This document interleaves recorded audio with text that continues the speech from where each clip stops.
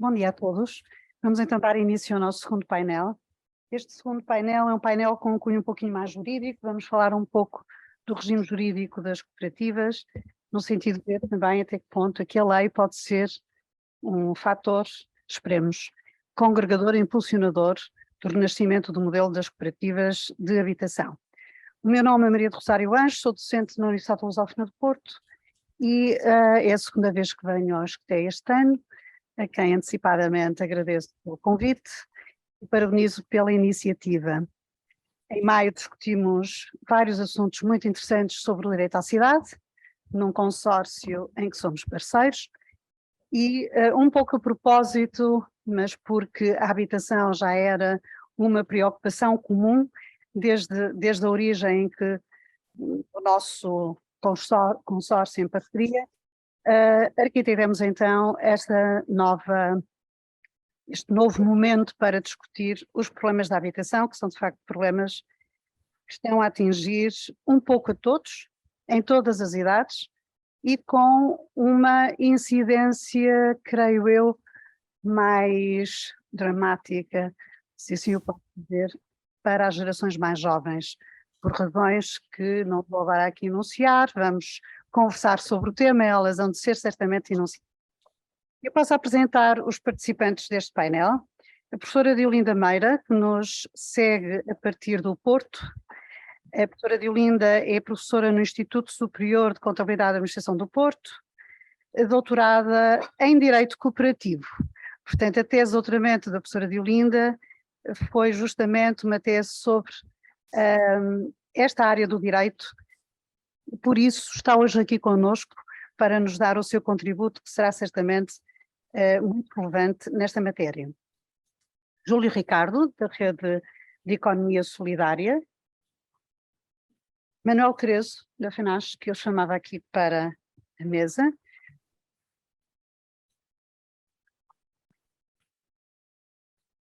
E ainda João Teixeira, em representação da CASES, Cooperativa António Ceres para a Economia Social, que eu penso que nos segue também online. Está connosco já. Muito bem. Este painel tem como tema congregador a questão do financiamento e do enquadramento jurídico.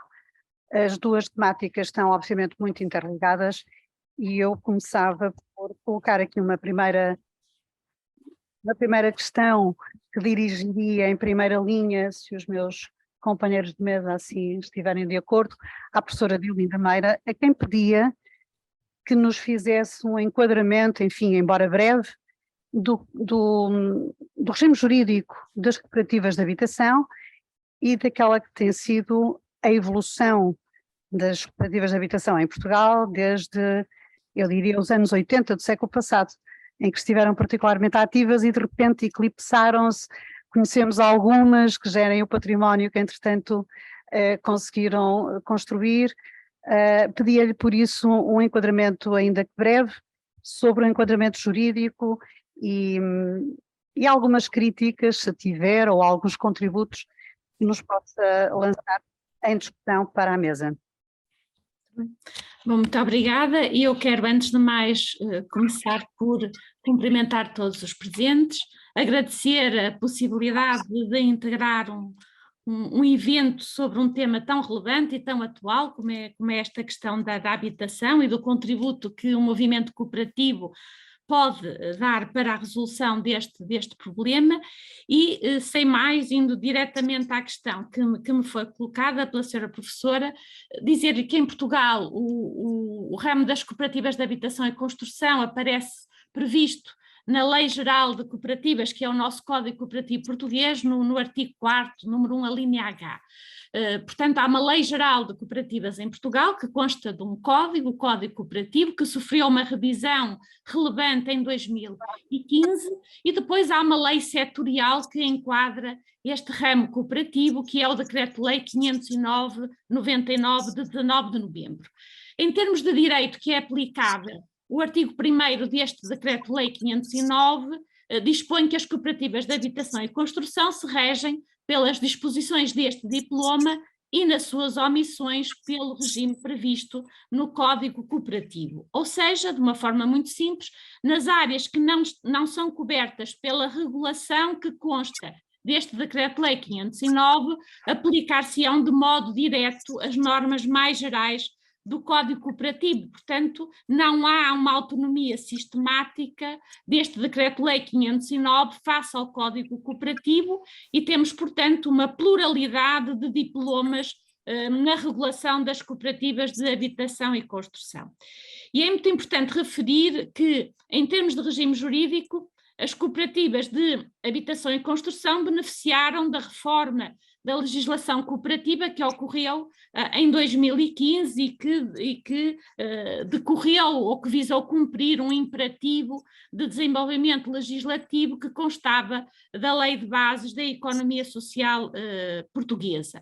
Reformou-se então em 2015 o Código Cooperativo através da Lei 119/2015, que revogou o código anterior e desde então espera-se a revisão da legislação setorial cooperativa. Portanto, temos um diploma que enquadra as cooperativas de habitação de 1999, temos um código de 2015, portanto impõe-se que a breve trecho se altere se reveja também este diploma setorial que enquadra as cooperativas de habitação e construção. Todos nós sabemos que o quadro legal pode favorecer ou inibir o empreendedorismo e a inovação das cooperativas e, portanto, é fundamental para a afirmação e para o desenvolvimento do setor cooperativo de habitação e construção que se mantenham as exigências legais que preservam a identidade cooperativa, que preservam esta diferença das cooperativas face a outros modelos empresariais e que se alterem aquelas exigências que possam ser desproporcionadas ou inúteis e, portanto, impõe-se agora uma reflexão sobre esta legislação setorial enquadradora das cooperativas de habitação e construção.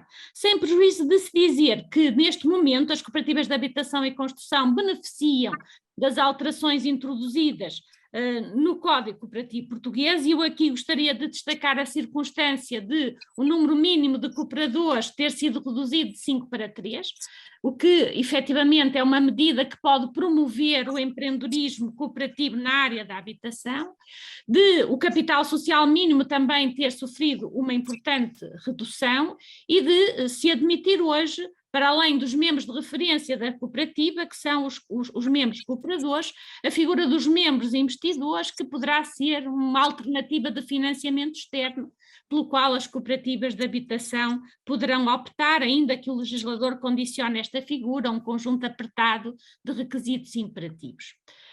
De forma sucinta, será este o enquadramento das cooperativas de habitação e construção em termos de legislação direcionada para esta figura, se bem que também convém não esquecermos de que há um quadro ao nível da Constituição muito que favorece imenso o desenvolvimento cooperativo. O legislador prevê na nossa Constituição da República Portuguesa o princípio da proteção do setor cooperativo e social e prevê, na decorrência desse princípio, uma discriminação positiva deste setor, com a obrigação do Estado estimular e apoiar as cooperativas em geral e, portanto, também as cooperativas de habitação, através de um quadro fiscal diferenciado, através de medidas diferenciadas em matéria de acesso ao crédito e ao auxílio técnico, e isso tem, de facto, um impacto em termos de regulação das cooperativas de habitação e construção.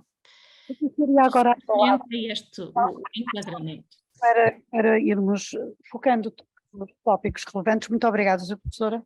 Passava a palavra então aqui aos meus colegas de painel, começando talvez pelo Júlio Ricardo. O que é que lhe parece relativamente à sua experiência que tem nesta área, relativamente ao quadro jurídico que temos neste momento, para quer o apoio às cooperativas, quer o suporte do financiamento para que elas possam cumprir a sua missão? Obrigado, boa tarde, bom dia. Efetivamente, portanto, eu desde os meus tempos de 20 anos de idade, portanto, sempre estive... Não está a ouvir? Não? Está muito... Não se ouve? Mais perto. Então era da distância. Tentando trabalhar, portanto, essencialmente em meio rural, numa pequena aldeia de 120 habitantes na Serra dos Candeeiros, onde a partir das necessidades locais pensámos, portanto, que era importante cooperarmos em termos de aldeia para resolver problemas que nós tínhamos, portanto, naquele pequeno povoado serrano. De uma associação pensamos que era importante avançar para um contexto de cooperativa, porque era o que nós sentíamos mais próximo de uma associação. E essencialmente essa associação, essa cooperativa visava fazer a gestão do património que a associação tinha criado. A partir daí nasceu a cooperativa Terra Chã, e a partir da identificação das necessidades do território, a partir daquilo que as pessoas nos colocavam como problemas, fomos criando novas secções para tentar responder de uma maneira integrada às necessidades do território. Pronto, essa cooperativa, portanto, começámos em 2001, ainda está no ativo, e tentámos sempre fazer esta conciliação entre território, pessoas e natureza, tentar articular isto com base nas necessidades que as pessoas tinham nesses territórios. Havia necessidades básicas, como por exemplo, planeamento familiar, porque numa aldeia não havia, e era necessário, portanto, conversarmos, pôrmos os jovens a conversar, portanto, com enfermeiros do centro de saúde, para que pudesse haver uma perspectiva diferenciada, portanto, para as pessoas da aldeia pensarem, portanto, o planeamento familiar, portanto, em outros contextos. Portanto, havia uma série de problemas numa aldeia de 120 habitantes meio serrano que talvez não se ponham numa cidade ou porque se colocam outro tipo de problemas. Dentro desta evolução de cooperativa de economia social, portanto, abrangente, portanto, naquele tempo ainda era o INSCUP, o Instituto António Sérgio, nós começámos a questionar, portanto, o que é que está aqui a acontecer com a economia social, que em certa medida foi capturada pelo Estado a partir das IPSS e toda uma série de valências que acabaram por fazer depender bastante a economia social do Estado, e em 2017, 2018, fizemos um encontro, portanto, na cooperativa Terra Chã, onde juntámos, portanto, algumas pessoas, portanto, o Jordi Estivilo de Barcelona, o Jean-Louis Laville e o professor Rocamar desta casa, onde questionámos, portanto, a perspectiva da economia social em termos da sua revalorização em contexto daquilo que foi as origens da economia social no século XIX, falando, portanto, em economia solidária. E para nós essa economia solidária tinha que ser, portanto, abrangente, chamámos com o tripé pessoas, território e natureza. Sempre fundamentada na resolução dos problemas das pessoas. Hoje fala-se muitas vezes das dificuldades do enquadramento jurídico das cooperativas. Ele é o que está é o que temos. Penso que o não é um obstáculo à formatação de qualquer tipo de cooperativa que nós sintamos como necessidade do nosso território e das pessoas que trabalham connosco, seja no campo ou seja na cidade, porque a partir do modelo e da definição que nós temos do Código Cooperativo, a base do relacionamento intercooperativa ou intracooperativa tem a ver com o regulamento interno, com aquilo que as pessoas escrevem no regulamento interno e que as enquadra devidamente. E aí pode estar tudo. Podemos mudar o Conselho de Administração e dizer que o Conselho de Administração, adiante chamada Comissão Coordenadora, pronto, somos dentro da cooperativa em Assembleia Geral, somos donos e senhores daquilo que nós queremos para a nossa cooperativa. E sempre desta perspectiva de chegar aos modelos de cooperativas multissetoriais, porque elas não podem ficar só condicionadas por uma perspectiva de intervenção, a habitação ou outra. O Código Cooperativo tem um problema, define, e como diz o meu amigo Manuel Moura, pode fazer uma cooperativa em qualquer uma das áreas, desde que essas áreas sejam pertinentes para a resolução de problemas de pessoas. O problema é que não podemos fazer cooperativas de financeiras, porque o Banco de Portugal e os bancos comerciais não estarão muito interessados em que haja novos movimentos, portanto, na base do crédito mútuo ou de outras formas de finanças éticas que nós não conseguimos neste momento ter em Portugal. Teremos que criar também alternativas nesse aspecto. Muito bem, passava então agora a palavra. Manuel Tereso, o que é que nos pode trazer ainda sobre este primeiro tópico do regime jurídico, ele é ou não é um entrave ao desenvolvimento das cooperativas? Não, não é. Embora o regime jurídico das cooperativas de habitação em vigor, que tem 23 anos, e que já agora, perdoa-me a doutora Diolinda Meira, mas o decreto-lei é o 502/99 e não o 509. Embora tenha 23 anos, Sim. Não é por isso que as cooperativas não são mais felizes. Embora haja lá alguns aspectos que têm que ser urgentemente alterados, e eu vou dar só 2 exemplos. O tema deste debate é a habitação cooperativa coletiva, e, por exemplo, o regime jurídico das cooperativas de habitação isenta de emolumentos a habitação individual e não isenta a habitação coletiva. Por exemplo, há outro aspecto que para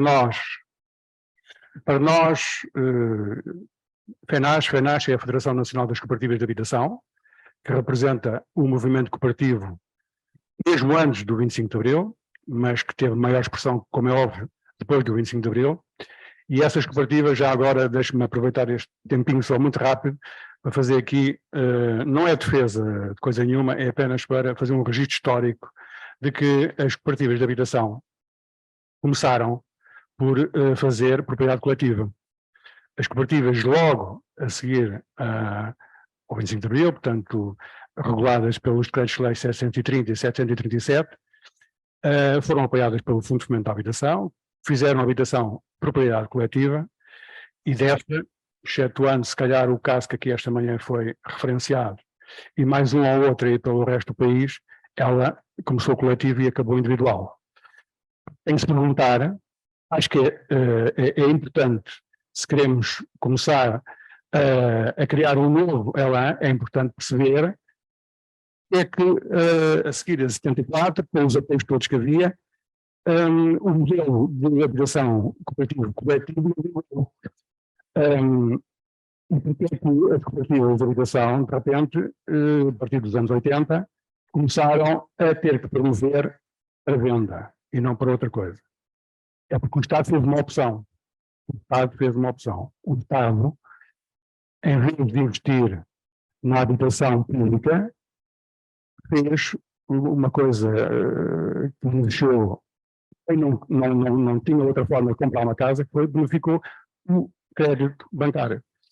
E quando bonificou o crédito bancário, naturalmente que criou um interesse da banca, por um lado, e das próprias pessoas, fazendo contas entre o que iam pagar ao banco ou que ficavam a pagar de prestação à cooperativa, por uma coisa que não era delas. Os portugueses são todos iguais. Todos gostam de ter, nem que seja para os filhos, não é porque os filhos não precisam, mas os filhos têm que ser, é sempre assim, escusamos estar com evasivas.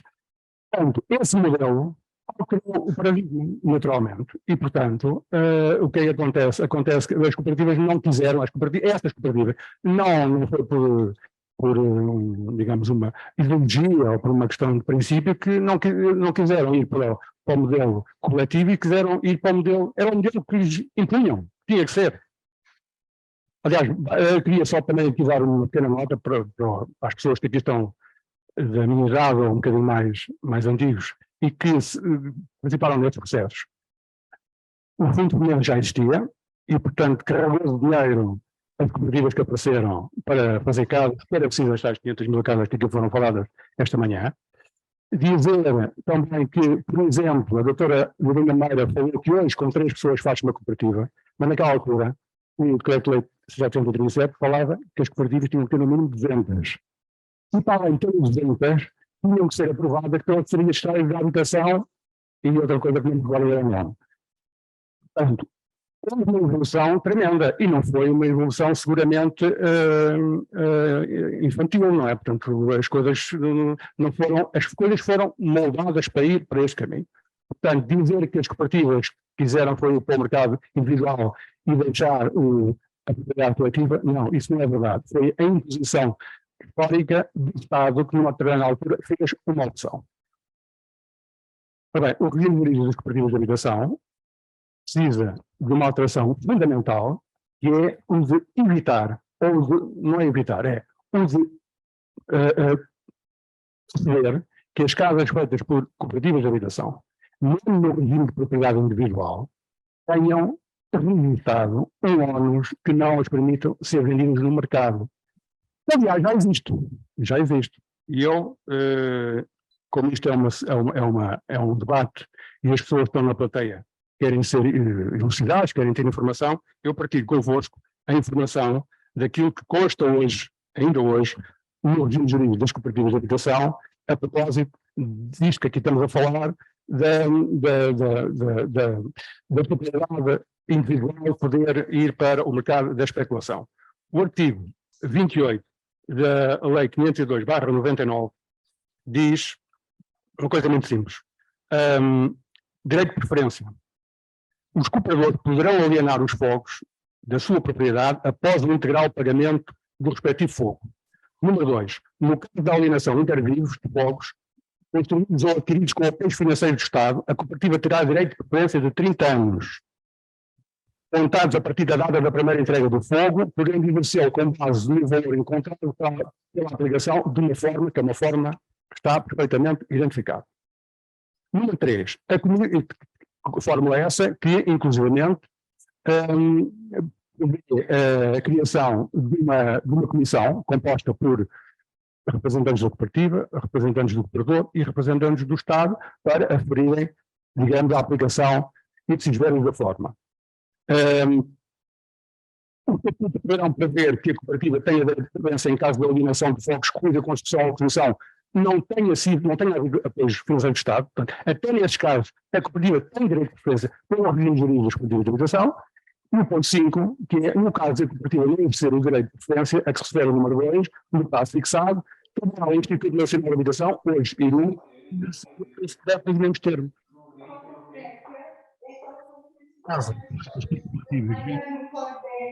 Por valores máximos definidos pela portaria que é identificada pelo Estado. Não podem vender as casas, podem vender as casas. Ninguém está amarrado, podem vender as casas. Exercem ou permitem à cooperativa exercer o direito de preferência. O problema é que isto está no regime jurídico das cooperativas de habitação que ninguém liga. Isto devia estar ou nos registros notariados, uma coisa qualquer, que tinha mesmo um vínculo de ónus naquele fogo. E, portanto, quando um senhor quer comprar a casa, sem passar cartucho à cooperativa, sem passar cartucho a ninguém, vai fazer a escritura, chega só onde está e diz onde é que está o documento. Não. Sim, em Lisboa, vai a 1, vai a 2, vai a 3, e depois o quarto notário, a gente faz, não tem problema. Siga. Foi assim que foi feito sempre. E nós andamos, tem escrito, a FNAC tem escrito, tem documentos escritos a este governo e aos outros governos, a vários governos, estão nisto, para evitar isto que está a acontecer. Não quiseram, continuaram a não querer, porque acham que depois isso é mexer na propriedade individual das pessoas, é mexer em direitos adquiridos. Pois, mas os direitos são adquiridos, antes de serem adquiridos têm que ter regras. E não permitem que faça a regra. Portanto, se não é no regime jurídico das cooperativas, há de ser num sítio qualquer. Tem que ficar registado. E isso, essas casas, passarão a ser consideradas casas de promoção pública. Porque, na verdade, são feitas com apoios do Estado, ou local ou central, e tem que ter um registro. O beneficiário dessa casa não pode ser um sortudo que passou ali na avenida, inscreveu-se numa cooperativa, comprou uma casa, a casa valorizou, ele vende a casa, vai embora, e está um sortudo feito. Isto é assim. Mas é assim. É assim. Não porque as cooperativas queiram, mas porque o sistema permite. E o sistema já foi avisado há muito tempo que tem que deixar de permitir. Portanto, eu vou só terminar. Não é pelo regime jurídico das cooperativas de habitação que as coisas não funcionam. Antes fossem. Não. Há coisas a montante muito piores, que evitam logo que as cooperativas possam sequer pensar em existir enquanto cooperativas, mas penso que numa segunda oportunidade falaremos disso. Falaremos disso. Muito obrigada. Eu chamava agora João Ribeiro, está a ouvir-nos? Não o estamos a ver.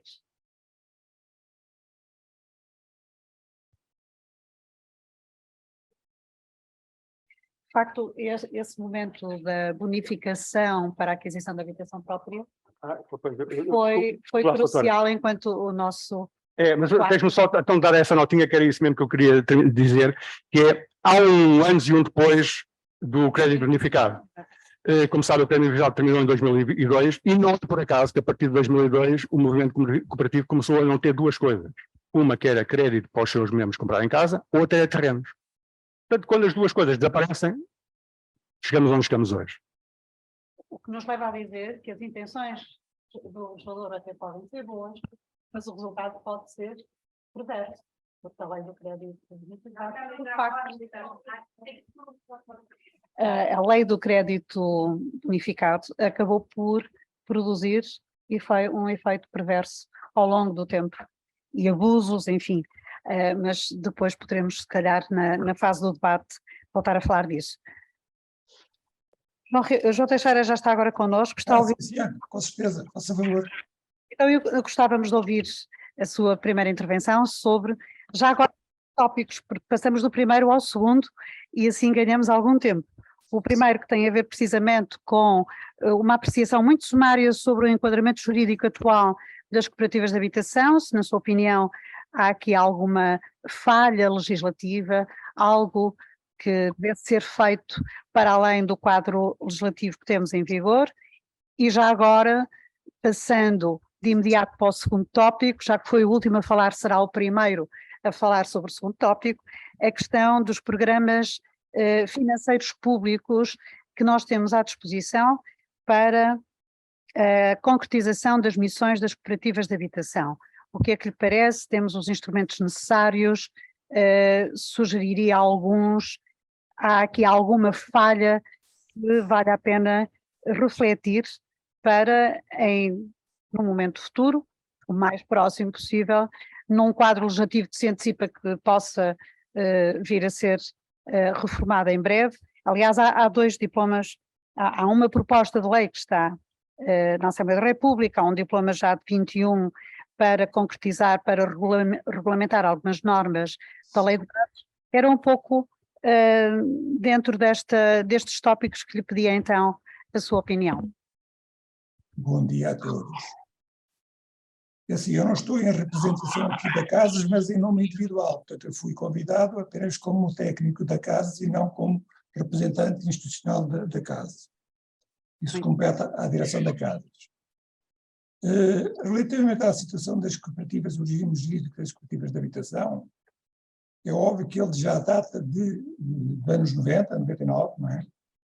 Não é um dos mais antigos, porque há outros mais antigos que precisam também de ser revistos, não é? Mas, como em tudo na vida, os movimentos sociais estão sempre em constante mutação e, portanto, é necessário sempre fazer alterações e modificações às legislações das cooperativas e de outras entidades, não é? Neste momento, aliás, reiniciando um processo que teve início também em 2019, está em fase de preparação, portanto, um conjunto de modificações à legislação sectorial, onde se inclui também o ramo das cooperativas habitacionais. Esse projeto, essa proposta de trabalho, que neste momento trata-se apenas de uma proposta de trabalho, não é? Já foi submetida, portanto, ao governo e já foi, penso eu, não tenho bem a certeza, já foi enviada pelo menos para a COFECUP, a Confederação das Cooperativas Portuguesas, para a CONFAGRI e para uma associação do ensino particular e cooperativo. Fundamentalmente, essa proposta, que tem diversas alterações, que no fundo tem como objetivo unificar num único diploma toda a legislação sectorial, incluindo as partes comuns aos vários ramos, e em rigor, deveria constar do Código Cooperativo. Portanto, em princípio, em termos de rigor e metodologia, muitas das matérias que constam dessa proposta deveriam ter dignidade do Código Cooperativo, mas a opção não foi essa, porque eventualmente há sempre dificuldades numa nova revisão do Código Partido, que foi recentemente revista em 2015, portanto, optou-se por não mexer no Código Partido, não é? E, portanto, trabalhar num diploma, numa proposta de diploma que agregasse, no fundo, as partes gerais dos diversos ramos e as partes específicas dos próprios.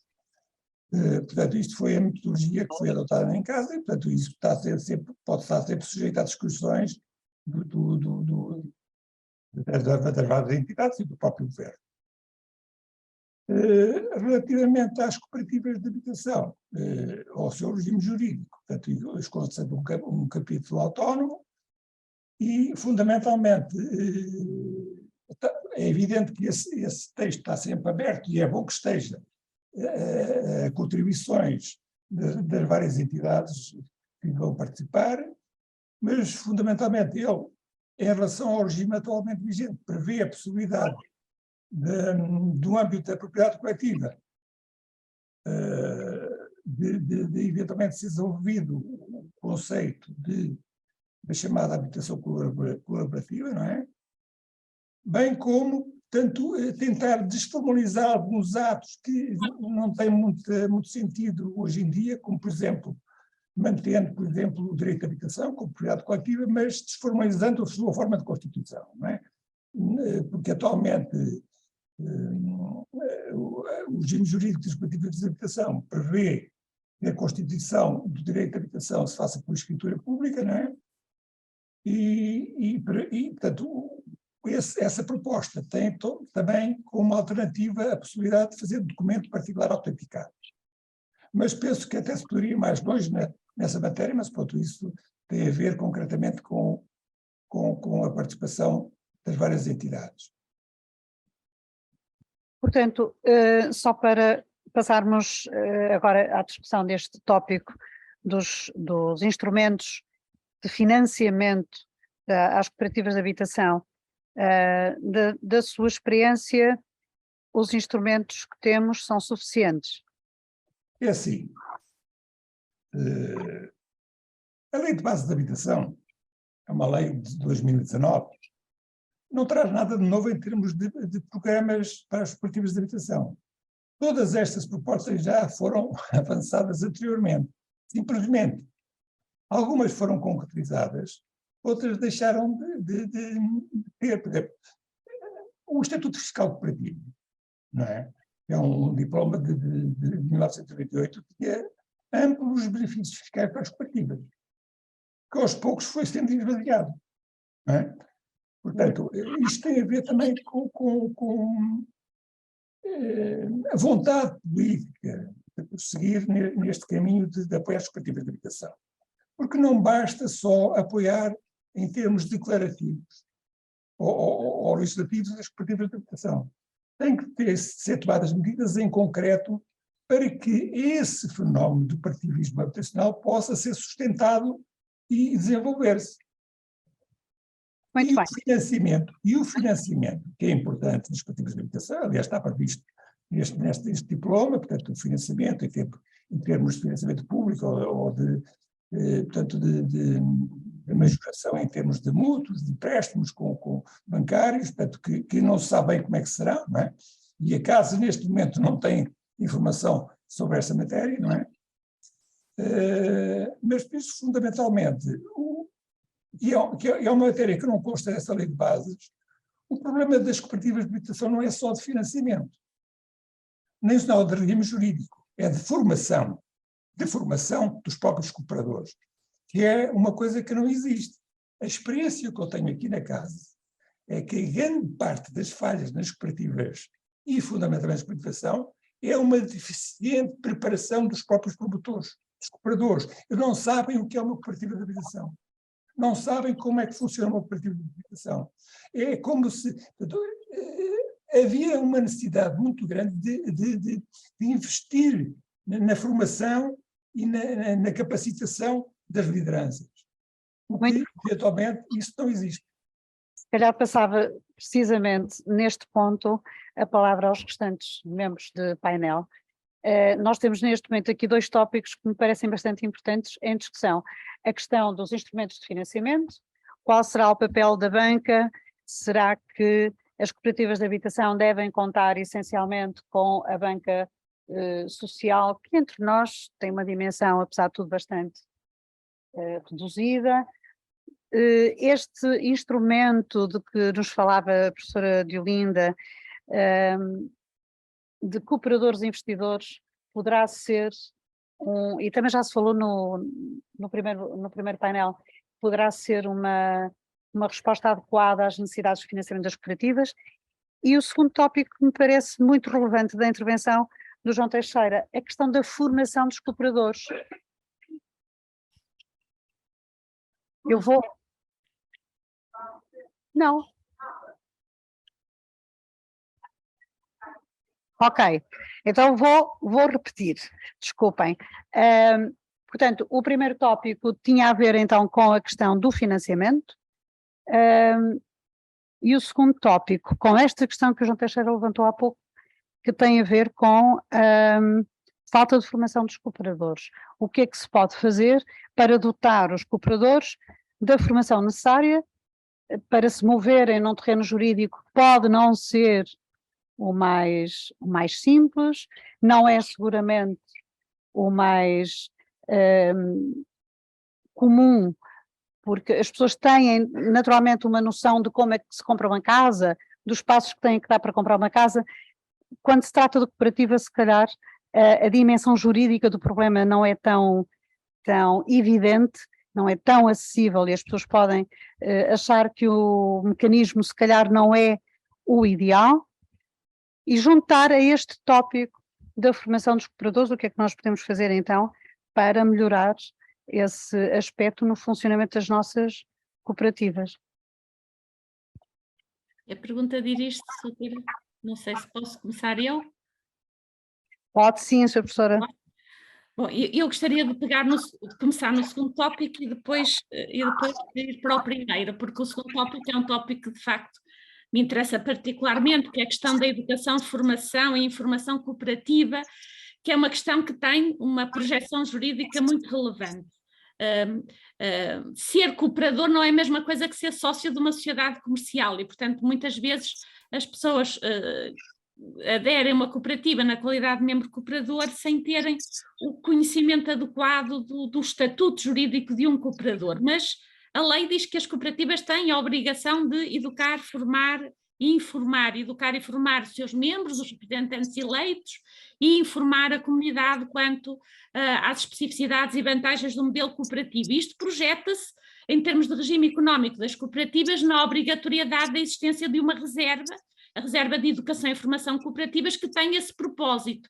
E, portanto, nós temos, de facto, um instrumento jurídico muito importante, que é esta reserva de educação e formação, mas que é pouco mobilizada para os propósitos para que foi prevista e criada no contexto da lei. E, portanto, estou plenamente de acordo com o Sr. João Teixeira, no sentido de que a questão da educação, formação e informação é uma questão relevantíssima no movimento cooperativo e, portanto, tem de ser assumida de forma plena pelas próprias cooperativas em geral, esta questão de educar e formar os cooperadores para que eles participem não apenas economicamente na cooperativa, porque essa é uma obrigação primeira, mas também participem ativamente nos órgãos, participem ativamente na Assembleia Geral, que é o órgão supremo da cooperativa, estejam disponíveis para integrar os órgãos da cooperativa e, portanto, essa é de facto uma questão relevantíssima e que é transversal a todos os países, portanto é uma questão que preocupa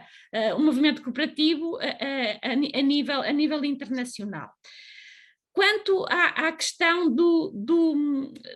ainda da educação e formação, isto cruza-se depois com o problema da profissionalização da gestão, porque de facto a gestão de uma cooperativa tem enormes especificidades, estamos a falar de entidades que nascem para satisfazer necessidades dos membros, no caso das cooperativas de habitação, a necessidade de uma habitação a um preço não especulativo, portanto, esta questão da profissionalização da gestão também é uma questão relevantíssima para o movimento cooperativo. E esta reserva de educação e informação pode ser uma via para que essa profissionalização aconteça. E esta educação e informação pode e deve ser assumida também pelas cooperativas de grau superior, pelas federações e confederações cooperativas. Portanto, o legislador permite que a gestão desta reserva seja assumida pelas cooperativas de grau superior e, portanto, este também pode ser um caminho que a legislação prevê para resolvermos estes problemas de profissionalização da gestão. O modelo alemão é, nesta medida, um modelo paradigmático, um modelo de referência e sobre o qual nós devemos refletir no sentido de o podermos adotar na prática, na nossa prática cooperativa. Quanto à questão do financiamento, a questão do financiamento é claramente uma questão relevante para o movimento cooperativo. O Estado tem a obrigação de estimular e apoiar as cooperativas por força da Constituição. A Lei de Bases da Habitação prevê de uma forma clara esta relação entre o Estado e as cooperativas de habitação, falando em formas de incentivo e de apoio público, no artigo 55 da Lei de Bases, e fala ainda de um outro interveniente muito importante, que são os municípios. Portanto, o artigo 23 da Lei de Bases da Habitação destaca o papel dos municípios no apoio aos projetos cooperativos e fala também da necessidade de envolver as cooperativas nas decisões sobre as políticas de habitação. Portanto, do ponto de vista legal, há aqui uma preocupação no sentido de colocar em diálogo as cooperativas de habitação com o Estado e com os municípios. E depois a Lei de Bases prevê medidas concretas em termos de apoio e promoção das cooperativas que vão para além do financiamento em sentido estrito. Por exemplo, o artigo 27.2 fala na necessidade de ceder às cooperativas terrenos ou imóveis públicos para fins habitacionais sob a forma de direito de superfície. Portanto, este é um caminho importante e que deve ser tido em conta. Fala-se no artigo 46.3 na necessidade de privilegiar o setor cooperativo na produção de habitação própria a custos acessíveis. O artigo 50 fala na necessidade de garantir que o Estado crie um regime legal de propriedade resoluva para a habitação, preferencialmente dirigido ao setor cooperativo e social. Portanto, há aqui de facto um conjunto de medidas que estão previstas na lei e que há agora que concretizar, regulando devidamente os modos pelos quais se devem concretizar estas medidas.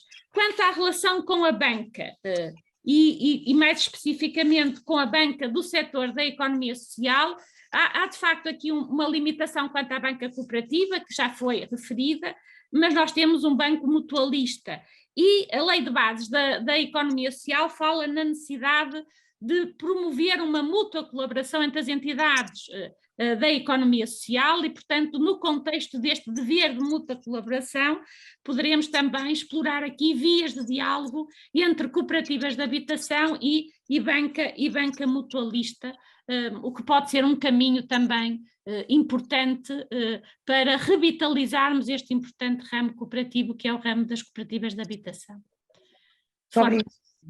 Muito obrigada. Passava então, Júlio, Ricardo. Sim, três áreas. A primeira questão do financiamento é que o financiamento pelos próprios cooperantes não vai resolver tudo, será uma das componentes de todo o processo. Os investidores externos é possível, os investidores também internos também é possível, de uma forma solidária de resolver os problemas. A banca, neste momento não há banca social em Portugal. O Montepio não é um banco social, as caixas categóricas mútuo não são um banco social. Se virem alguns relatórios de atividades e contas de qualquer caixa categórica, não há uma única linha dedicada ao seu estatuto cooperativo. Por sua vez, elas estão representadas na CASES através da Federação das Cooperativas Caixas de Crédito Agrícola, por sua vez integra a Confagri.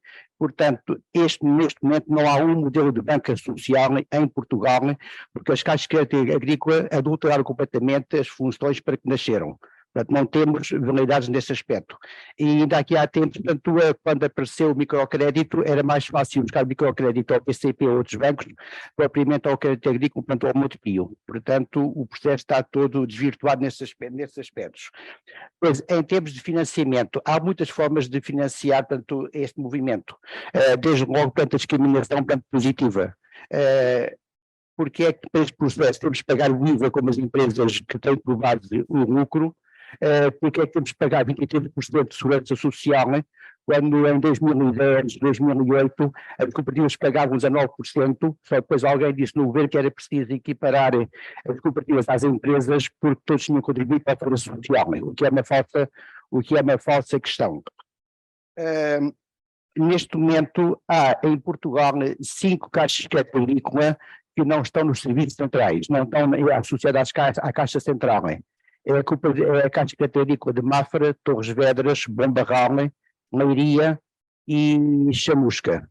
Têm uma perspectiva de banco local e se vocês virem os seus sites, está lá inscrito em determinados momentos uma preocupação social, uma preocupação com os territórios. Só que este momento a pressão é muito grande para eles se incluírem no sistema central, porque interessa desvitalizar totalmente o que possa ser feito nestas áreas. A questão da educação para a cooperação não pode vir só quando se tem de formar uma cooperativa. Eu fui professor primário 42 anos, trabalhei sempre da perspectiva do movimento da escola moderna e sempre percebi, tanto que a escola não é um espaço de cooperação, é um espaço de competição. Se nós queremos ter jovens que chegam aos 18, 20 anos de idade e vejam a cooperação como uma perspectiva de vida, temos que começar desde pequenos. Hoje em dia, naturalmente estão aqui muitos pais que fazem isso. No primeiro dia de escola, a criança leva os lápis marcados com o seu nome, a tesoura leva uma fitinha com o seu nome, a borracha leva o seu nome, os cadernos todos têm o seu nome. Isto é uma perspectiva de individualismo e não é uma perspectiva de cooperação. Eu, nas minhas turmas, contra a opinião até dos próprios diretores de agrupamento, acabei com isso, pedi aos pais que contribuíssem, portanto, com uma verba mensal para a escola, para a turma que seria gerida pelas crianças, e depois era uma carga de trabalho, porque na turma não pode haver dinheiro, como se o dinheiro então não pudesse ser tocado pelas pessoas, e as crianças, portanto, constituíam, portanto, uma espécie de cooperativa, identificavam as necessidades da turma, porque não é preciso, numa turma havia 25 tesouras, porque nem toda a gente está a cortar com a tesoura ao mesmo tempo. 5 tesouras chegam muito bem. Em vez de terem tesouras que os companheiros chineses podem ser tesouras melhores que permitem esse trabalho pelas crianças. E depois meus miúdos faziam uma coisa muito simples, portanto, levavam uma lista, iam às 3 papelarias da vila e perguntavam, portanto, para aquela lista de material, portanto, quanto é que era o valor que as coisas tinham. E depois, portanto, iam ao mercado e depois descobriam, portanto, onde é que podiam comprar mais barato. Funcionava, e se isto não começar nas idades mais terras, depois já não aparece. Porque costuma dizer, como é em Portugal, em geral, que não vai com a noiva, nunca mais chega. Portanto, a educação é importante que aconteça nas cooperativas, mas tem de ser uma educação de raiz do próprio sistema educativo, que é estimular a cooperação para resolver problemas e não estimular a competição. E sabemos hoje em dia como é que se faz o acesso ao ensino superior. É pelas boas notas no secundário e não há outro critério, infelizmente. O que acha desta intervenção provocatória? Só uma questão. Há aqui uma questão importante também. Não é? Sim, a questão de outros modelos. Por exemplo, em Itália, o norte de Itália tem muitas cooperativas sociais. Qualquer cooperativa social do norte de Itália sabe quando concorre a um concurso público de uma autarquia do governo regional, tem uma majoração de 10%. Isso desvirtua as leis da concorrência. Mas se a Itália consegue, porque é que nós não conseguimos? E uma cooperativa social já sabe quando vai para o mercado concorrer, portanto tem uma majoração de 10%. É claro que eles trabalham bem, porque são cooperativas sociais, portanto, geridas de uma maneira, portanto, correta, eficaz e solidária. Mas por cá é o que temos. Entretanto, das cooperativas que promovem este encontro, a cooperativa Aldrava a Rizoma é um conjunto de jovens que têm um conhecimento bastante alargado. Neste momento, portanto, temos uma classe jovem até aos 30 anos de idade que nunca teve a formação que até tivemos anos em Portugal, e, portanto, há uma formação de base importante. Agora é preciso acrescentar outras coisas, e como dizia o Alberto Melo, isto não se faz falando, isto se faz fazendo, e temos de passar à fase do fazer. Muito bem, eu queria reservar aqui meia hora para o debate com a plateia e, portanto, passava aqui a palavra para nos dizer alguma coisa sobre este tópico e depois falaremos ainda um bocadinho sobre a parte da fiscalidade para passarmos a seguir à discussão com a plateia. Muito bem. Olha, a primeira questão que colocou, a questão dos cooperadores e investidores, eu diria o seguinte: os cooperadores e investidores, conforme eles estão previstos no Código Cooperativo, eu não concordo. E os cooperadores e investidores, já eles são um cooperador, membro de uma cooperativa, pode a todo momento investir na sua própria cooperativa, naquilo que é o desenvolvimento que a cooperativa vai ter para lhe prestar qualquer serviço ou fornecer um determinado bem. Por membros investidores que têm determinados direitos e garantias na Assembleia Geral da Cooperativa, que não querem saber da cooperativa para nada, querem apenas valorizar o seu capital, é preferível que isso se faça, como já se faz, e não é proibido, os títulos de investimento nas cooperativas aos seus membros, efetivamente inscritos para um determinado objetivo, e não a vida numa cooperativa já é demasiadamente difícil para termos depois de lidar com outro tipo de problemas. Relativamente à questão da formação que o Dr. João Teixeira aqui levantou, e que a doutora Violina Meira referenciou muito bem, e que o nosso amigo João Ricardo aqui deu vários exemplos, esse é o cerne da questão, a questão da formação. Porque, na verdade, como diz um colega meu do Norte, nos tempos em que a cooperativa dele fazia centenas de fogos, não é? Ele dizia que enquanto os fogos não estavam construídos, não lhe faltavam amigos para integrarem a cooperativa. Logo que o fogo estava concluído e entregue ao cooperador, não paravam as dificuldades que esses amigos lhe, entretanto, criavam. A relação dos cooperadores com os seus dirigentes, que são eles mesmos cooperadores, não nos esqueçamos disto, não é fácil. E, por exemplo, o regime jurídico das cooperativas de habitação, uma vez mais, vou lá focar, fala lá do contrato de promessa e compra e venda quando uma pessoa, ou um membro da cooperativa, compra uma casa cooperativa, mas aquilo é um contrato de promessa e compra e venda. Então, mas ele, pelo facto de ter o contrato de promessa e compra e venda, já não quer saber de mais nada. Porque o contrato de promessa e compra e venda diz que o valor estimado da casa vai ser X. No dia que a casa for entregue, por qualquer motivo que a cooperativa não conseguiu, a cooperativa de que ele faz parte, não conseguiu controlar, é X mais 25 tostões, já é um drama, porque o contrato diz não sei o quê. Mas no inclinato é a mesma coisa, no arrendamento é exatamente a mesma coisa. A Maria patroa e a Maria empregada estão sempre presentes nestas relações. E isso, o Código Cooperativo, o regime das cooperativas de habitação, deve afastar determinantemente, porque não se pode dar à transmissão da propriedade da cooperativa para o membro o título de escritura, apenas escritura, e, portanto, a história da escritura acabou, a cooperativa, até no dia que fazem a escritura, até alguns demitem-se logo, não querem saber mais da cooperativa, para poder litigar com a cooperativa. No arrendamento é a mesma coisa. Os casos que eu conheço, cooperativas que têm essa figura do arrendamento, a mesma coisa. As pessoas são membros da cooperativa, têm acesso àquelas casas ainda em arrendamento, porque, pronto, cumpriram os requisitos, mas acabou. A relação é uma relação inclusive senhorio, pura e simples, acabou. E isso tem que ser afastado, porque senão isso vai criar problemas a quem está com vontade de ir por aí à frente, tem que se lidar já com esse problema. E era melhor que no regime jurídico, era melhor que na legislação, isso estiver calcionado, tivesse visto a forma como essas coisas se resolvem.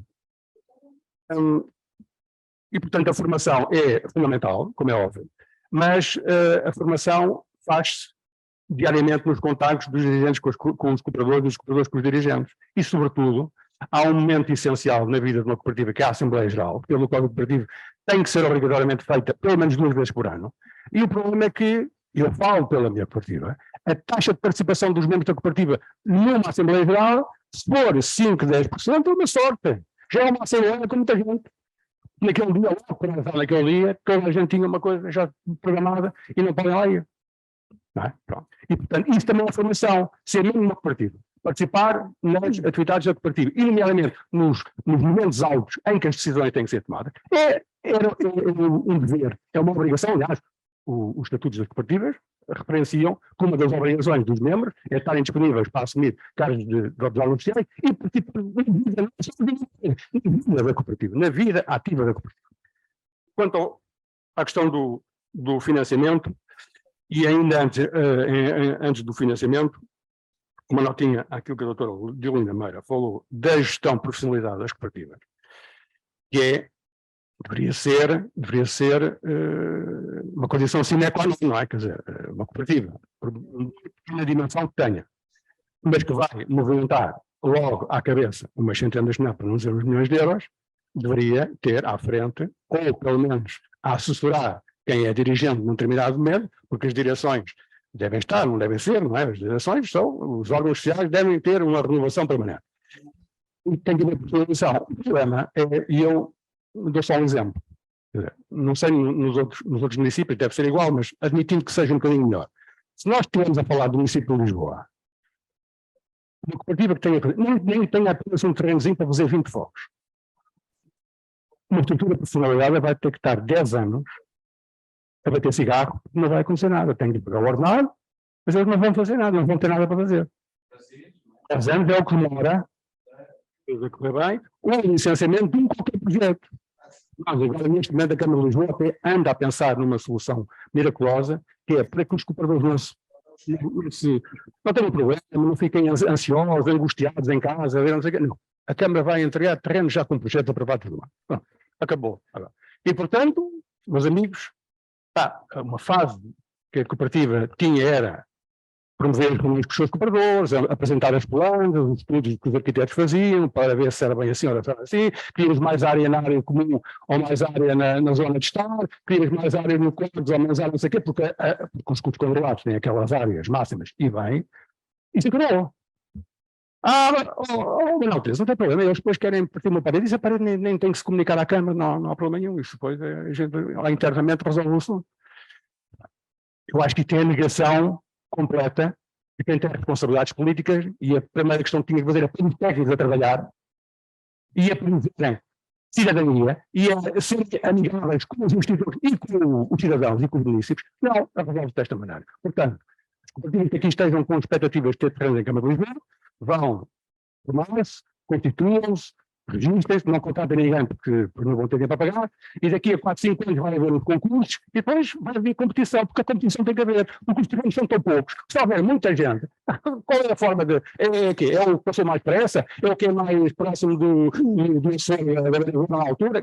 Como é que é? Tem que haver critérios, tem que haver competição, não é competição, é critérios. E para quem são as casas? As casas são para qualquer um, ou é para os que não resolve nem a Câmara, nem o mercado? Uma questão que aqui foi levantada esta manhã, e é importante, foi até levantada pelo Tiago, que é, então, mas as promoções de habitação que têm apoios públicos, nomeadamente terrenos, devem ser para custos controlados ou pode ser para outra coisa? Tem que ser para custos controlados, como não é. Mas, então, se não é para custos controlados, se é para eles irem lá fazer casas, daquelas, então não precisam de cooperativas para darem os apoios públicos, já têm dinheiro para uma casa no solto. É que nós passamos sempre do 8 para 80, é logo, é sempre do 8 para 80, não temos nada neste momento, não temos rigorosamente nada. Mas, o direito de superfície e tal, é uma coisa a 70 anos, pode ser para tudo. Eu acho que não pode. Eu acho que não pode. Eu acho que só pode ser para aqueles que o mercado não resolve, e cada vez resolve menos, e cada vez afasta mais gente, nem as casas públicas resolvem, nem as casas de habitação apoiada, nem a renda acima resolvem. E há um nível cada vez maior, que é a multa que fica afastada de um e outro. Aliás, em Lisboa, neste momento, toda a gente deve estar afastada daquela cidade. Até parece que os tipos tinham, os governos dizem que estão afastados, porque aquilo já atingiu tais valores que já ninguém consegue comprar aquele valor. Portanto, toda a gente deve estar afastada de Lisboa, menos dos que têm sorte de concorrerem aos concursos da Câmara da Renda Acessível, que é mesmo uma sorte, e eu sobre isso não tenho dúvidas. Não sei quanto é que aquilo custa e qual é a pessoa que ganha a renda acessível neste momento, quando é que a Câmara vai amortizar aquelas casas. Eu não faço ideia. Nem sei se alguém sabe. Mas a ideia sobre isso. para terminar, e isto tem que ver com o financiamento. O financiamento é uma coisa que não há problema nenhum.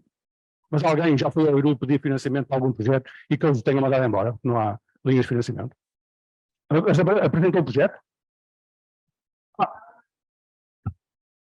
Nós já vamos. Já Vou vamos. perguntar se alguém foi ao Iru com um projeto específico de financiamento. Vão lá e eles financiam. Não tenho dúvida. Não está cá ninguém do Iru, nem ninguém me encomendou isto. Mas eu sei, eles financiam. Quando há projetos, vão lá com os projetos, eles financiam. Custos controlados. Ou, até no limite, eles financiam. Assim apresentem os projetos, eles financiam. O IRU é um instituto do Estado, tem a vertente de apoio à habitação que existe do Estado, não é? E tem apoio agora neste momento, eu não sei se neste momento eles têm lá gente para vos apreciar os projetos. Isso é outra coisa. Isso é outra coisa. Não, é sério, não é brincar. Não, isto não é brincar, porque eu tenho muito respeito pelos técnicos do IRU. Atenção, isto não é brincar. É que o IRU, neste momento, é o Ministério do Governo, é o PRR. E, portanto, eu só estou lá no PRR, mas não quero saber daquele parlamento, não tenho tempo. Portanto, os técnicos do IRU são fantásticos. Não vão conseguir resolver os nossos problemas, nem os problemas de financiamento corrente, nem, se calhar, os problemas do PRR, mas isso é outra conversa. E só mesmo para terminar, em relação a esta questão toda do financiamento, e relativamente à banca privada, à banca Comercial. social, não é? Eu devo dizer o seguinte, os últimos 2 projetos construídos em Lisboa, um foi com um banco da economia social, embora o Ricardo acho que não é, mas é a Caixa Económica Montepio. E foi o único banco, passámos da banca toda, e quando eu toda dos bancos, em 2017, nós corremos os bancos todos que havia a operar no mercado, e só com uma sorte tremenda é que conseguimos que o Montepio financiasse aquela obra. Hoje, há uma segunda fase, que já devia ter começado, já devia estar a acabar, mas ainda está lá nos provedores da Câmara para resolver, e esperemos que comece o dia antes, e hoje, felizmente, a banca já se abriu mais. Mas, curiosamente, quem tem uma força tremenda para financiar aquela obra é o Banco Caixa de Depósitos. Portanto, a questão do financiamento, se houver projeto e eles sejam apresentados, eu acho que não haverá dificuldade. Agora, as cooperativas têm que estar constituídas, têm que estar organizadas, como aliás, as regras têm que ter contabilidade organizada. É claro que depois fazem isso na ótica, as cooperativas já estão a funcionar e, portanto, têm que ver os últimos balanços, dos últimos 3 anos, uma cooperativa se constituiu ano passado, só tem pena, portanto, é mais difícil. Mas isso é vida, não é? Se um projeto eleito para o efeito, eu tenho quase a certeza que o IRU não deixará financiar. A banca privada, já não sei, isso já não meto nisso. Mas eu acho que é exatamente isso. Fez a questão, o esclarecimento sobre o assunto, é um passo. Mas o passo maior é prever que tem lá um projeto. Alguém tem um projeto, não seja das 2 casas de Évora ou qualquer, não há 2 casas para financiar, bem digam. E depois, quando eles fizerem estes debates e estas reuniões e aparecerem a secretária de Estado e tal, não sei o quê, venham cá em tudo e dizem, olha, eu apresentei isto, está aqui, a resposta é zero. É ali à procura de saber como é que é. Ou seja, isto vai lá de outra forma, já é saber. Muito obrigada. Bom, para darmos tempo à plateia para colocarem as vossas questões, nós temos neste momento meia hora e por isso eu perguntava se têm questões para colocar. Dizer apenas que em relação à parte fiscal, pode ser, já foi aqui hoje falada, e as cooperativas têm um conjunto generoso de benefícios. A questão do IVA está a ser discutida, está neste momento até a ser reivindicada uma descida do IVA para os 6%, também pela Associação dos Industriais de Construção e Obras Públicas. Portanto, para as cooperativas têm, neste momento, a altura é esta para reivindicar exatamente. Não, eles estão a reclamar para eles, porque as cooperativas já têm. Sim. Eles estão a reclamar para eles, as cooperativas já têm, e é bom que não percam essa. Mas repare que depois aí vem a tal concorrência, como há uns anos atrás, com o crédito bonificado, que acabou por esvaziar o impacto que as cooperativas poderiam ter na área da habitação. mas vamos então passar ao momento das questões. Eu pedia só que colocassem a questão e que identificassem também a quem pretendem que responda à questão, está bem?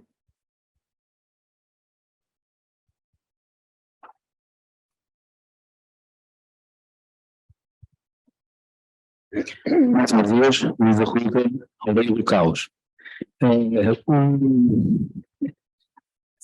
O João Teixeira foi um que se referiu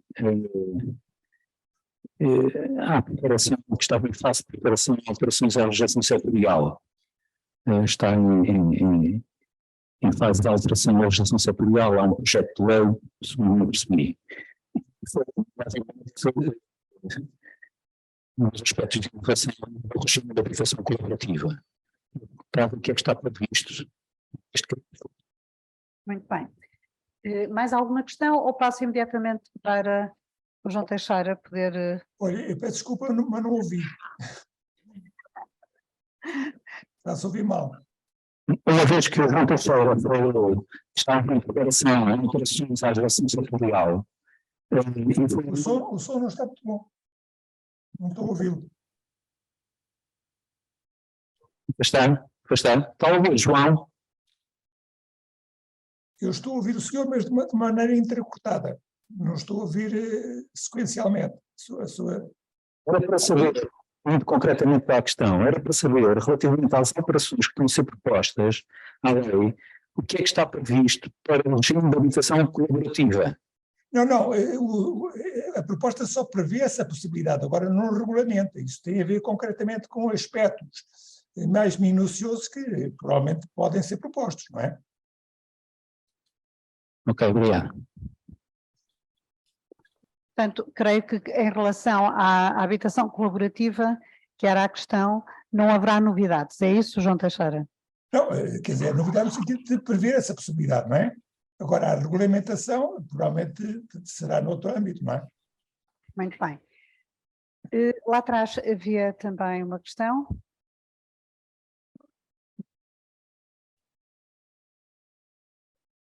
Obrigado. A questão da educação e da formação sobre o cooperativismo acho que é muito importante. Eu e um grupo de amigos e colegas arquitetos lançamos na formação de uma cooperativa de serviços, de assessoria técnica, há alguns meses e tivemos o apoio da CASES, só que sentimos falta de formação específica em termos práticos, nos procedimentos administrativos, nas questões de contabilidade, questões do dia-a-dia, e por isso eu lanço esta minha questão ao Dr. João Teixeira, se há previsão de lançar ações de formação,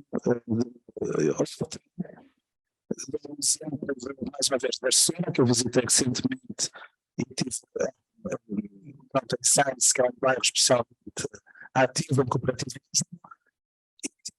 uma estrutura que se chama Cooperativas, que é uma comunidade de cooperativas, é um projeto interessantíssimo que desenvolve e promove e acompanha o crescimento da cooperativa nos primeiros anos até se consolidarem. Um bocado como as incubadoras de startups, mas neste caso são cooperativas, tanto cooperativas de habitação como cooperativas de outro tipo de serviços, podem ser costureiras, carpinteiros, advogados, etc. Então, lançava esta sugestão e esta questão ao João Teixeira. Eu senti muita falta de algum apoio mais específico para nós, para a nossa cooperativa, quer em termos jurídicos, em termos de contabilidade, em termos até de procedimentos de gestão interna. Então, acho que a CASES pode ter um papel importante nessa parte. João Teixeira, quer... Eu não percebi muito bem a questão, mas penso que tem a ver com como é que se faz a formação, não é? Como é que se aposta na formação cooperativa, é isso? Não, a questão é outra. A questão é alguma falta de apoio técnico, jurídico, organizacional, contabilístico, que quem assume iniciativas na formação de cooperativas sente. E a pergunta era o que é que a CASES pode fazer para ajudar os empreendedores deste setor cooperativo a ter esse suporte e formação. Aí está, portanto, a CASES já faz o seu papel de informação, nomeadamente da constituição e funcionamento das cooperativas, em termos, portanto, imediatos. Portanto, a CASES apoia a constituição de cooperativas em termos de apoio técnico, não é? Nos estatutos, na forma como constitui a cooperativa. Agora, o que se exigiria mais é uma formação depois que fosse contínua, permanente, não é? Portanto, não é eventualmente apoiar na Constituição, dizer como é eventualmente os passos que tem que dar, portanto, apoiar nos documentos técnicos e depois deixar a cooperativa em roda livre, não é? Porque o problema não está na Constituição, está no desenvolvimento da atividade em função do seu objeto. Portanto, não se trata de um apoio, portanto, pontual, trata-se de um apoio que seja permanente às relações cooperativas. Ora, isso eventualmente precisaria de um apoio e eventualmente de um financiamento específico, não é? Muito bem, ações de formação, não? Não, a CASES continua a dar formação na área da economia social, portanto, inclui também as cooperativas, não é? Portanto, tem vários cursos neste momento ativos sobre gestão. Simplesmente isso é insuficiente, portanto, terá que eventualmente, dentro da própria sociedade civil cooperativa, organizar um apoio técnico permanente às próprias atividades cooperativas, desde o momento da formação até a atividade da própria cooperativa. Isso exige realmente uma formação permanente. Normalmente no setor empresarial, as associações do setor fazem um bocadinho esse papel, não é? Exatamente, portanto, eu eventualmente isso seria um papel, portanto, porque a CASES não tem, é uma entidade, eventualmente com vocação pública de apoio às cooperativas e à economia social, mas não tem essas competências legais. Isso, em princípio, deveria pertencer às próprias cooperativas de grau superior, não é? Só que esse problema, neste momento, ainda não está resolvido, porque as entidades representativas do setor público não têm capacidade, nem, eventualmente, uma organização para esses fins. Não quer dizer que, eventualmente, isso não venha a acontecer, mas, neste momento, isso não existe. Muito bem. Professora Adelina, este é o momento de perguntar, então, o que é que a universidade, os institutos universitários podem fazer para comatar aqui esta falha, não é? Porque mesmo nos planos de estudos sabemos bem que o direito administrativo é cada vez mais omnipresente, tem cada vez mais espaço. Quase sempre o plano de estudos começa e acaba sem direito cooperativo, não é? Sim. Há aqui duas questões centrais, que é a formação assumida pelo próprio movimento, e entre as competências das confederações cooperativas está a educação cooperativa, portanto, e depois a formação que é oferecida pelas entidades a quem cabe a educação mais formal. E, de facto, nós temos aqui um problema que desde a base até ao ensino superior, a economia social não está devidamente presente, não é? Portanto, esta questão de os jovens perceberem que, para além de um setor público, um setor privado lucrativo, existe um outro setor, que é o setor da economia social, em que as cooperativas constituem um dos seus braços, e há quem diga que é o braço mais robusto da economia social, de facto não está presente nos currículos. A Lei de Bases destaca a importância de os currículos académicos incluírem a formação ao nível deste setor. Nós sabemos, todavia, que a formação ainda não é suficiente, mas já estamos em caminho. Quando eu comecei a minha investigação neste âmbito, eram muito poucas as instituições que investigavam e que ensinavam sobre economia social e sobre cooperativas. Muito poucos juristas, falando aqui dos juristas, tinham doutoramentos nesta área. Portanto, hoje já temos instituições que oferecem pós-graduações, que oferecem mestrados com uma dimensão muito profissionalizante neste âmbito, e temos de continuar a caminhar. O Plano de Ação para a Economia Social, recentemente, que é muito recente, de 2021, dezembro de 2021, a Comissão Europeia alerta para a necessidade de se educar e formar neste âmbito, e portanto os currículos académicos passarem a incluir formação sobre economia social. É muito importante. A economia social tem uma importância económica e social relevante em todos os países do mundo. O cooperativismo está presente em todos os países do mundo, desde as economias mais capitalistas às economias que têm uma dimensão mais social. E, portanto, a academia tem, de uma vez por todas, de assumir que também tem de formar neste âmbito. Sendo certo que ainda não estamos no plano ideal, mas estamos a caminhar nesse plano, portanto... Estamos aqui com essa responsabilidade, e já agora o PRR tem linhas de apoio às microcredenciais, onde podemos conceber cursos muito focados para questões específicas, e se calhar esta era uma área em que valia a pena apostar. Mas, mais questões?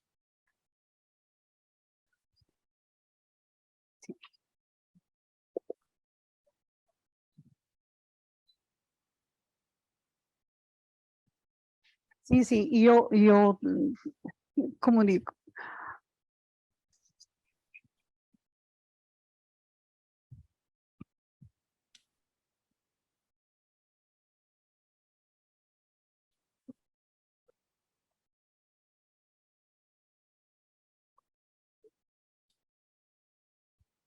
Era mesmo para o Manuel 13. Não há uma possibilidade de mandar abaixo-assinados para a Assembleia da República que obrigue essa história do ONU que me aborrece. Sei, por exemplo, num prédio em frente ao meu...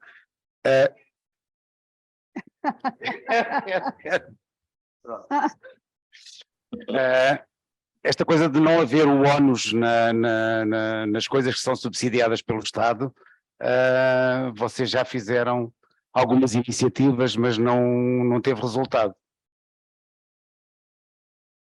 Não, neste momento, inclusive, eu acho que não é segredo, posso dizer que nós participamos num grupo junto à Secretaria de Estado da Habitação, que estamos a tratar de dar caminhos e fornecer caminhos para que o Governo pegue nesse assunto a sério e o resolva em termos da Assembleia da República, do que é que for. Não sei qual o sítio onde isso vai ter que ser feito, mas tem que criar esse órgão. Está em curso essa discussão com o Estado. Outra coisa é a história do IVA nas cooperativas. O que é que tem 6%, o que é que não tem 6%. Por exemplo, eu sou de uma cooperativa, que é a Cooperativa das Formas, nós fizemos agora a terraplanagem e tivemos topógrafo, por exemplo, para fazer o levantamento topográfico que é necessário ao planeamento. Tivemos que pagar IVA a 23%. É assim ou não devia ser assim? Não devia, mas pior que isso é a certidão que o IRU emite para lhe certificar o empreendimento a custos controlados, paga IVA a 23%. A própria certidão que o IRU emite para que vocês tenham esse benefício, paga IVA a 23%. Também é uma das recomendações que nós estamos a fazer neste momento ao Governo, é que a taxa de IVA aplicada aos empreendimentos de custos controlados, porque há uma interpretação que é as empreitadas e serviços conexos. O que é que são os serviços conexos? Os projetos, que nós temos os projetos a IVA a 6%. Mas se for um topógrafo, já é difícil o próprio topógrafo, é difícil o contabilista dele, dizer que ele pode emitir um IVA a 6% quando os custos já são todos a 6%, isto vai-me cair em cima. Não, isso eu não faço. A clarificação deste aspecto é fundamental e do nosso ponto de vista, como é óbvio, se é custos controlados, se o IVA, que é o mais importante da construção, é 6%, tudo o resto tinha que ser 6%. Não.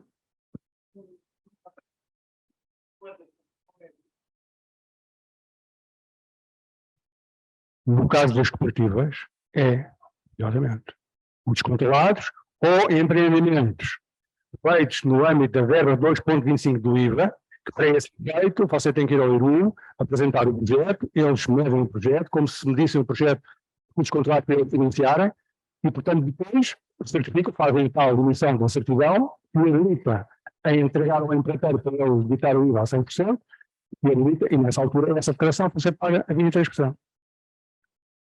Temos ali mais uma questão, mais outra. Pode. Certo.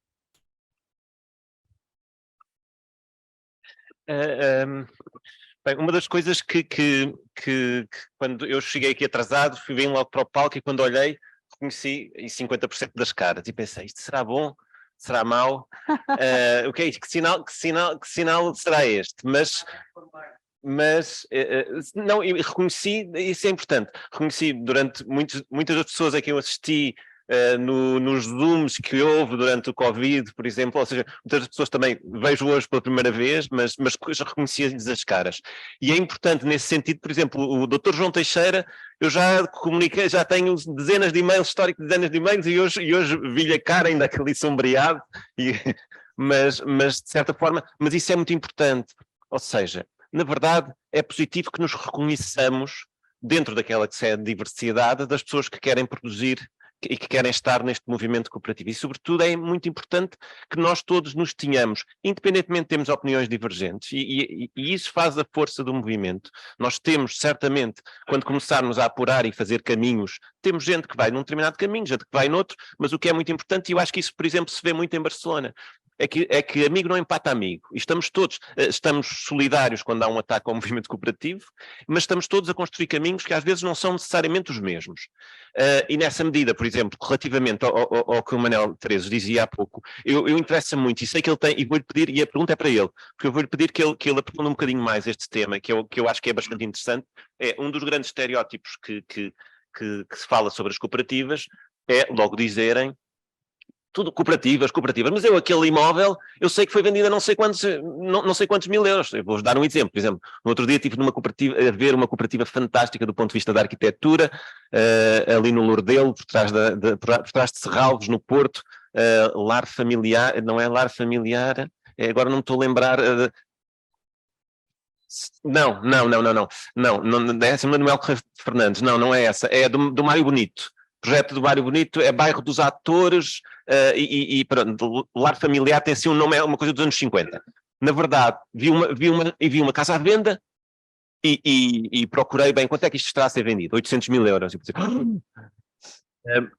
Na verdade, o que interessa muito também para a credibilidade do movimento cooperativo é a gente perceber como é que, e sei que tu falas bastante disso e tens muitas ideias sobre isso e já disseste que nós temos legislação para isso, mas percebemos como é que não saem do movimento cooperativo no fundo, ou seja, como é que coisas que às vezes têm financiamento público e outras vezes que até não têm, são um movimento cooperativo puro e duro, mas como é que a gente consegue que não saia assim de uma forma tão rápida do movimento, do movimento cooperativo. Tu falas nos direitos de preferência, em primeiro lugar se eu bem percebi, em primeiro lugar da cooperativa, e de outras cooperativas também pode ser, por exemplo, pergunta, isso é interessante ou não? Depois, o IRU, e pergunto eu, municípios, por que não? Ou seja, pedia-te que falasse um bocadinho mais sobre isto. Se calhar juntávamos, há mais uma pergunta, juntávamos as duas para encerrarmos o nosso painel, pode ser?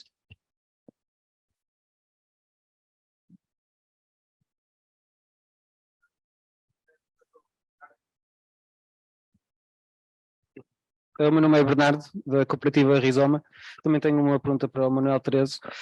Pelo que percebi da intervenção, a FNAS neste momento não tem assim tanta experiência com as cooperativas de propriedade coletiva, mas a minha pergunta é como é que a FNAS pode, de alguma forma, apoiar ou ajudar ou interessar-se por esta forma de cooperativa?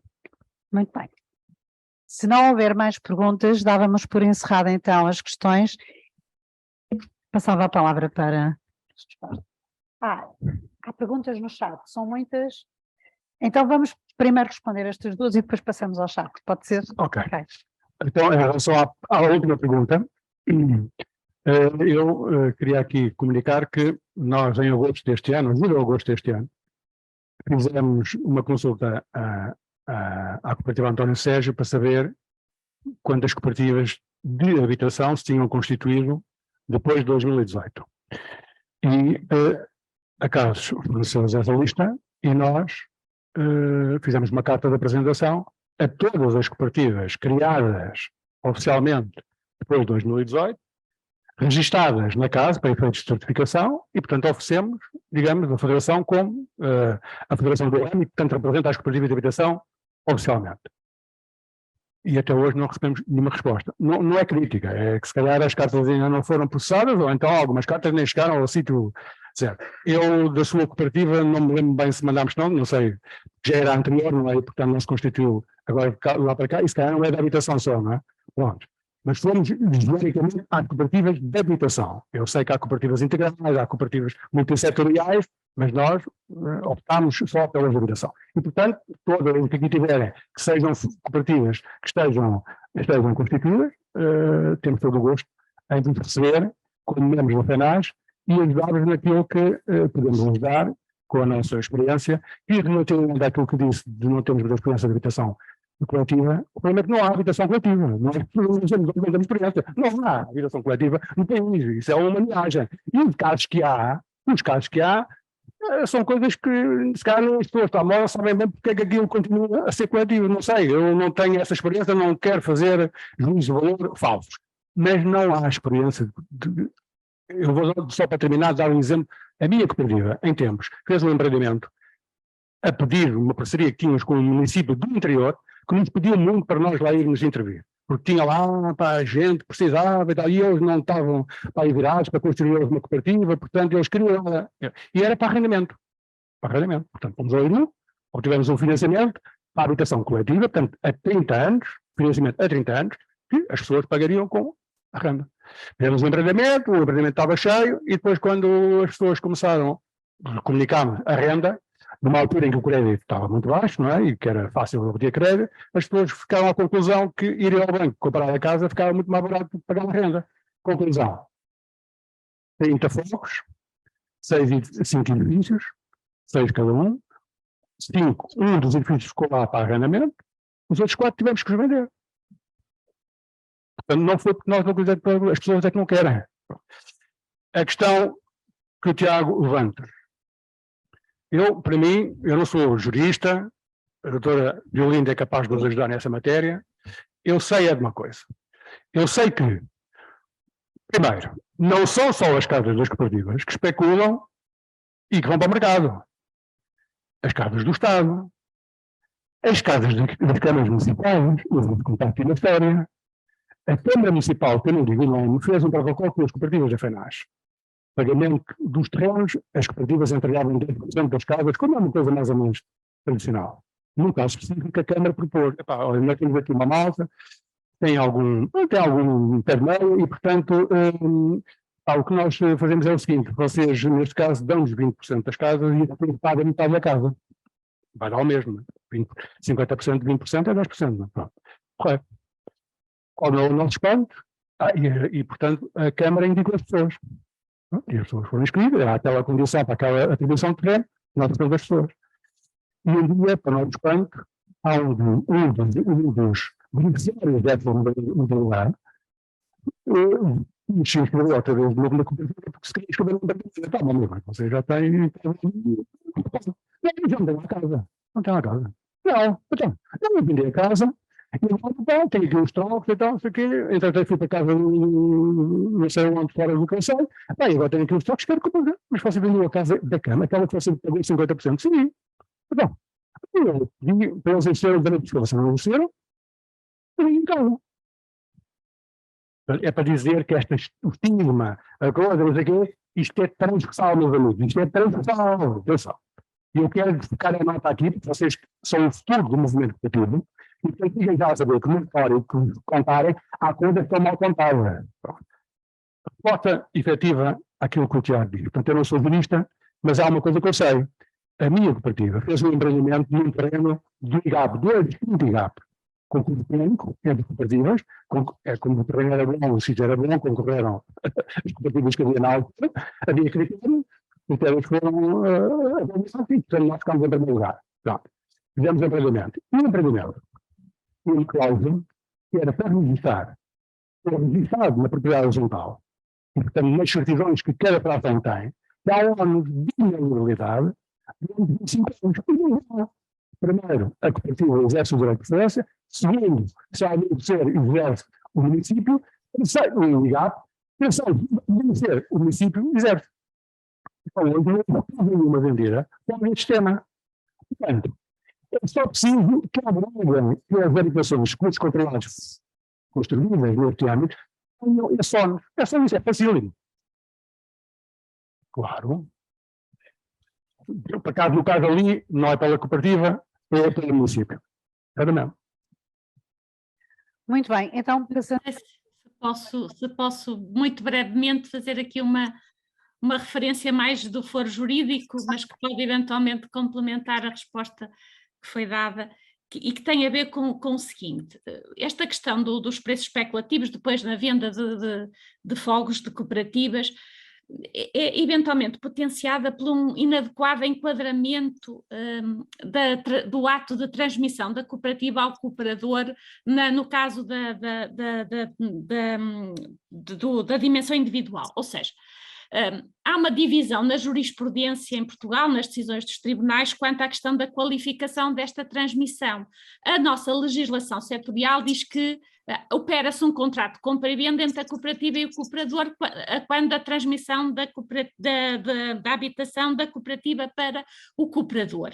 Eu não concordo com esse enquadramento, nem alguns tribunais portugueses que se têm pronunciado no sentido de que não estamos perante um contrato de compra e venda efetivo. Eu recordo só um acórdão de 2006 do Tribunal da Relação de Lisboa que diz: em causa não está um contrato de compra e venda, mas o da atribuição de fogos aos cooperadores, operando sob a capa da figura jurídica da compra e venda.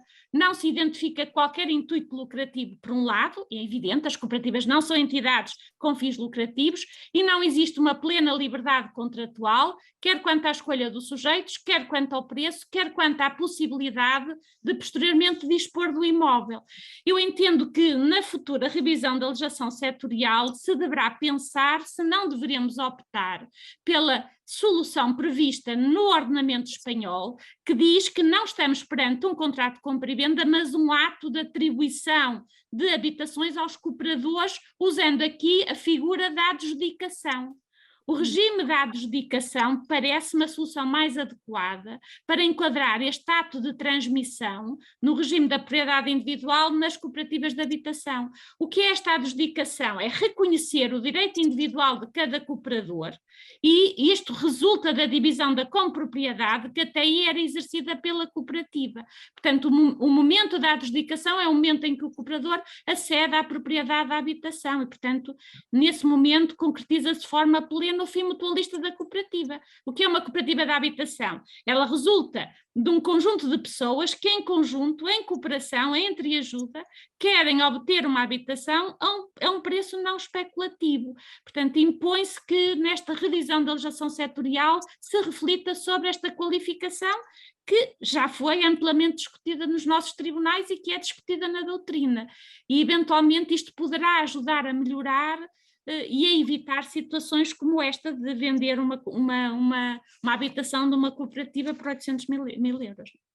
É só este acrescento, que é mais técnico ou jurídico, mas que eu acho que é muito importante trazer para este debate, uma vez que está em cima da mesa a alteração da legislação setorial. Professora Tiolinda, aqui a pergunta é a seguinte: que direitos é que se transmitem nesse caso? O direito de propriedade, mas com... Exatamente, mas não sob a capa de uma compra e venda, mas no ato de adjudicação, porque efetivamente eu não compro a cooperativa, eu juntei-me com um conjunto de cooperadores para em conjunto construirmos uma habitação, porque a cooperativa não desaparece no momento em que a habitação passa para a minha esfera jurídica, porque a cooperativa é mais do que isto, não é? Estas cooperativas de habitação têm uma dimensão muito multissetorial e, portanto, esta figura da adjudicação do ordenamento espanhol parece-me que é mais adequada e há tribunais que têm este entendimento, tribunais superiores, para enquadrar este ato de transmissão. E estas discussões têm sido suscitadas nos tribunais a propósito da questão do contrato de promessa de compra e venda. Portanto, isto é mais técnico-jurídico, mas tem muito a ver com estas observações que foram muito bem feitas no contexto deste debate. Pois, no fundo, a cooperativa, nesse caso, mantém sempre algum controle sobre... Claro.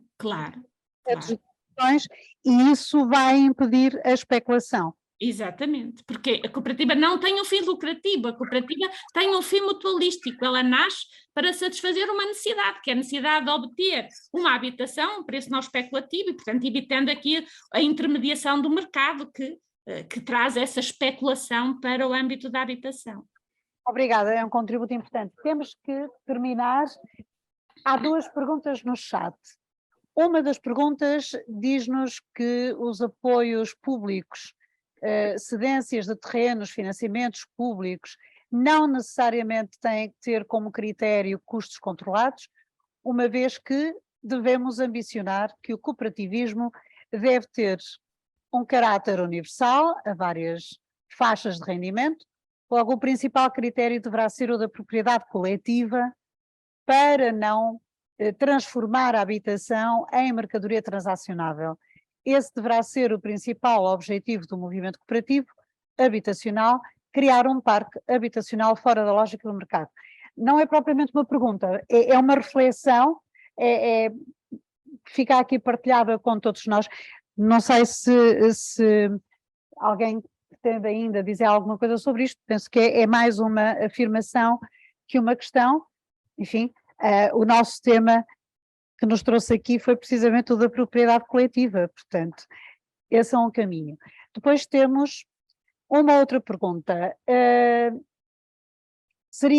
uma pergunta não, também uma afirmação, seria interessante um programa de ação de formação para o setor cooperativo, à semelhança do que já existe para as PMEs, podia ter uma ação nessa área, portanto, aqui o repto lançado, enfim, aos representantes do setor cooperativo que estão aqui connosco, mas também à academia, acho que podemos pensar nisso, porque de facto há mecanismos que podemos utilizar para dar o apoio que, pelos vistos, vão sentindo como falha. E a última era dos 6% de IVA, mas que já foi respondida. De acordo? Portanto, julgo que as questões estão tratadas. Já passam 5 minutos da hora, tenho ali o Vatani a olhar para mim com ar um bocadinho crítico, não? Acho que cumprimos. Muito obrigada a todos.